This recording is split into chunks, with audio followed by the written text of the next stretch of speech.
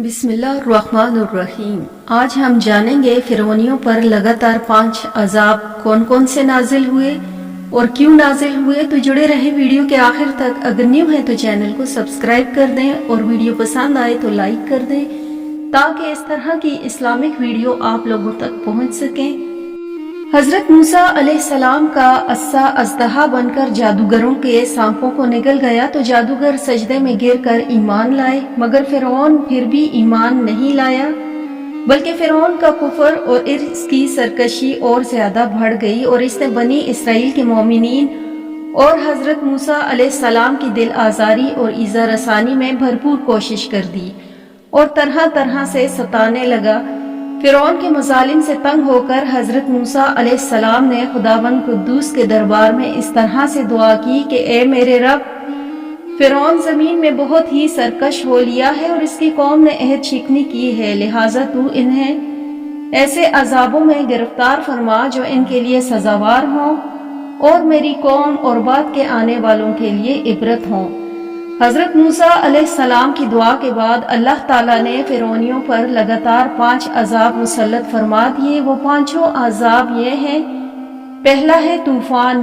ناگہاں ایک ابر آیا اور ہر طرف اندھیرا چھا گیا، پھر انتہائی زوردار بارش ہونے لگی، یہاں تک کہ طوفان آ گیا اور فرعونیوں کے گھر میں پانی بھر گیا اور وہ اس میں کھڑے رہ گئے اور پانی ان کی گردنوں تک آ گیا۔ ان میں سے جو بیٹھا وہ ڈوب کر ہلاک ہو گیا، نہ ہل سکتے تھے اور نہ کوئی کام کر سکتے تھے۔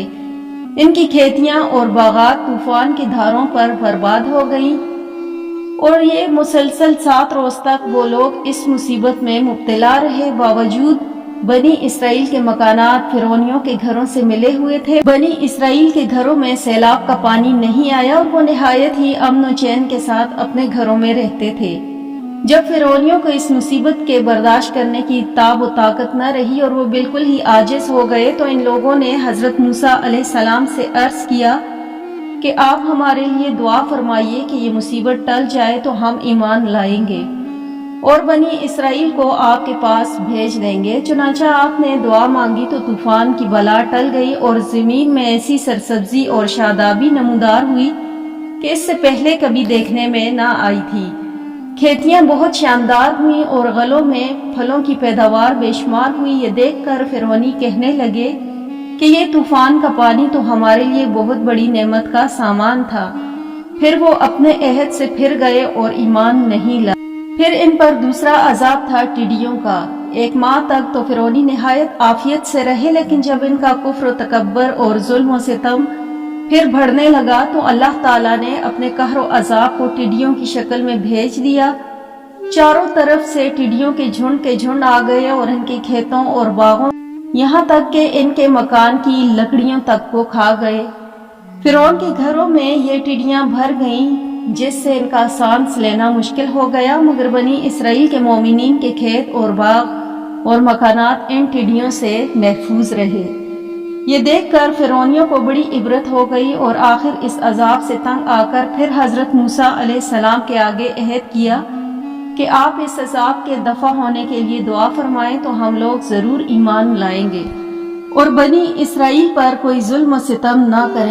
چنانچہ آپ کی دعا سے 7ویں دن یہ عذاب ٹل گیا اور یہ لوگ پھر 1 ماہ تک نہایت ہی آرام و راحت میں رہے، لیکن پھر عہد شکنی کی اور ایمان نہیں دینے لگے اور کہنے لگے کہ ہماری جو کھیتیاں اور پھل بچ گئے ہیں وہ ہمارے لیے کافی ہیں، لہٰذا ہم اپنا دین چھوڑ کر ایمان نہیں لائیں گے۔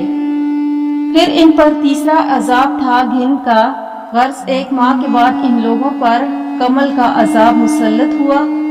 بعض مفسرین کا بیان ہے کہ یہ گھن تھا جو ان فرعونیوں کے اناجوں اور پھلوں میں لگ کر تمام غلوں اور میووں کو کھا گیا، اور بعض مفسرین نے فرمایا ہے کہ یہ ایک چھوٹا سا کیڑا تھا جو کھیتوں کی تیار چٹ کر گیا اور ان کے کپڑوں میں گھس کر ان کے چمڑوں کو کاٹ کاٹ کر انہیں تباہ کر ڈالا، یہاں تک کہ ان کے سروں کے بالوں، داڑھی، مونچھوں اور بھوؤں پلکوں کو چاٹ چاٹ کر اور چہروں کو کاٹ کاٹ کر انہیں چیچک روح بنا دیا۔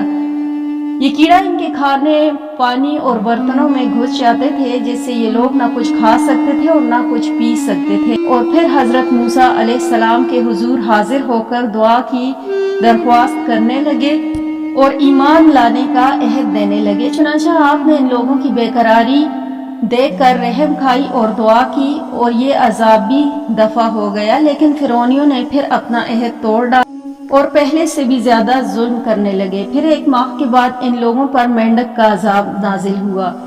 इन फिरौनियों की बस्तियों और इनके घरों में अचानक बेशुमार मेंढक पैदा हो गए और इन जालिमों का ये हाल हो गया कि जो लोग जहां भी बैठते इनकी मजलिस में हजारों मेंढक भर, हांडियों में मेंढक, इनके जिस्मों पर सैकड़ों मेंढक सवार रहते। उठने, बैठने, लेटने, किसी भी हालत में मेंढकों से निजात नहीं मिलती थी। इस अजाब से फिरौनी रो पड़े और फिर रोते गिड़गिड़ाते हुजूर मूसा अलैहिस्सलाम की बारगाह में दुआ की भीख मांगने के लिए आए और बड़ी कस्में खाकर अहदो पैमा करने लगे कि हम जरूर ईमान लाएंगे और मोमिनीन को कभी दुख नहीं देंगे। चुनांचे हजरत मूसा अलैहिस्सलाम की दुआ से 7वें दिन ये अजाब भी उठा लिया गया, मगर ये मरदूद कौम राहत मिलते ही फिर अपना अहद तोड़कर अपनी पहली खबीस हरकतों में मशगूल हो गई। मोमिनीन को सताने लगी और हजरत मूसा अलैहिस्सलाम की तौहीन बेअदबी करने लगी। फिर अजाब इलाही ने इन जालिमों को अपनी गिरफ्त में ले लिया और इन लोगों पर खून का अजाब कहर इलाही बनकर उतरा। एकदम बिल्कुल अचानक इन लोगों के तमाम कुओं, नहरों का पानी खून हो गया। तो इन लोगों ने फिरौन से फरियाद की तो इस सरकश ने कहा कि ये हजरत मूसा अलैहिस्सलाम की जादूगरी और नजरबंदी है। ये सुनकर फिरौनियों ने कहा कि ये कैसी और कहाँ की नजरबंदी है कि हमारे खाने पीने के बर्तन खून से भरे पड़े हैं और मोमिनीन पर इसका जरा भी असर नहीं। तो फिरौन ने हुक्म दिया कि फिरौनी लोग मोमिनीन के साथ एक ही बर्तन से पानी निकालें, मगर खुदा की शान के मोमिनीन इस बर्तन से पानी निकालते तो निहायत ही शफाफ और शीरीं पानी निकलता और फिरौनी जब इस बर्तन से पानी निकालते तो ताज़ा खालिस खून निकलता। यहाँ तक कि फिरौनी लोग प्यास से बेकरार होकर मोमिनीन के पास आए और कहा कि हम दोनों एक ही बर्तन से एक ही साथ मुंह लगाकर पानी पिएंगे। मगर कुदरत खुदावंदी का अजीब जलवा देखिए कि एक ही बर्तन से साथ मुंह लगाकर दोनों पानी पीते थे, मगर मोमिनीन के मुंह में जो जाता वो पानी था और फिरौन वालों के मुंह में जो जाता वो खून होता। मजबूरन फिरौन और फिरौनी लोग घास और दरख्तों की जड़ें और छालें चबा चबा कर चूसते थे, मगर इसकी रतूबत भी इनके मुंह में जाकर खून बन जाती। अलगर्ज फिरौनियों ने फिर गिड़गिड़ा कर हजरत मूसा अलैहिस्सलाम से दुआ की दरख्वास्त की तो आपने पैगम्बराना रहम करम फरमा कर फिर इन लोगों के लिए दुआए खैर की। तो 7वें दिन इस खूनी अजाब का साया भी आपके सरों से उठा लिया गया। अलगर्ज इन सरकशों पर मुसलसल 5 अजाब आते रहे और हर अजाब 7वें दिन टलता रहा। हर 2 अजाबों के दरमियान 1 माह का फासला होता रहा, मगर फिरौन और फिरौनियों के दिलों पर शकावत और बदबख्ती की ऐसी मोहर लग चुकी थी कि वो फिर भी ईमान नहीं लाए और अपने कुफर पर अड़े रहे और हर मर्तबा अपना अहद तोड़ते रहे, यहाँ तक कि अल्लाह ताला के कहर और गज़ब का आखिरी अजाब आ गया और फिरौन और इसके सब लोग दरियाए नील में गर्क होकर हलाक हो गए और हमेशा के लिए खुदा की दुनिया इन अहद शिकनों और मरदूदों से पाक व साफ हो गई और ये लोग दुनिया से इस तरह नेस्तो नाबूद कर दिए कि रोए जमीन पर इनकी कब्रों के निशान तक भी बाकी नहीं रहे।